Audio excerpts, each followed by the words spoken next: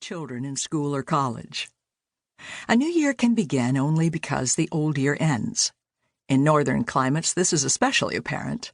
As rain turns to snow, puddles to ice, the sun rises later and sets earlier, and each day it climbs less high in the sky. One time when I went with my children to the planetarium, I was fascinated to hear the lecturer say that the primitive people used to watch the sun drop lower on the horizon in great terror, because they were afraid that one day it was going to go so low that it would never rise again. They would be left in unremitting night. There would be weeping and wailing and gnashing of teeth, and a terror of great darkness would fall upon them. And then, just as it seemed that there would never be another dawn, the sun would start to come back. Each day it would rise higher, set later. Somewhere in the depths of our unconsciousness, we share that primordial fear.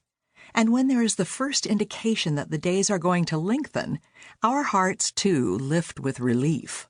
The end has not come, joy, and so a new year makes its birth known. In the Christian Church, these weeks leading up to Christmas, this dark beginning of our new year, is also traditionally the time of thinking of the last things, of the eschaton, the end. The night is far spent, the day is at hand. That day when all nights will be spent, when time will end, we all know it's coming. Scientists know it and tell us the various ways that it could happen, but as of now they aren't predicting when. Various religious groups have predicted the end of the world off and on for hundreds of years. Whenever one of these groups tells us that doomsday is going to come at midnight on a certain day, I always feel a little queasy. Maybe this time they're right. It has to happen sometime. It was a long time before I could begin to think of this ending of all known things, all matter, the stars in their courses, music, laughter, sunrise, daisies and dynasties, starfish and stars, suns and chrysanthemums, as being in any way something to look forward to with joy and hope. It was a long time before I could turn my thoughts to the eschaton without terror.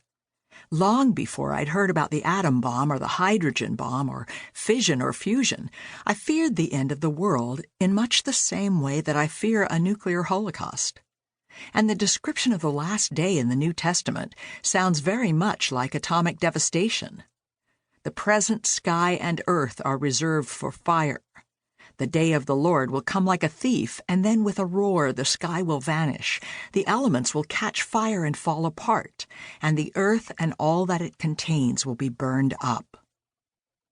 A nuclear holocaust would probably mean the end of human life on planet Earth, but not the rest of the solar system, or the galaxy, or any of the hundreds of billions of other galaxies in the universe. And nuclear warfare would be man's pride and folly rather than God's anger. The end of the world in the eschatological sense has nothing to do with pride or anger, and it is not just the end of this one planet, but of all planets, all solar systems, all galaxies. And what then? Is that it? Annihilation? No. Annihilation might follow an intergalactic nuclear battle, but annihilation is the opposite of what the eschaton is about.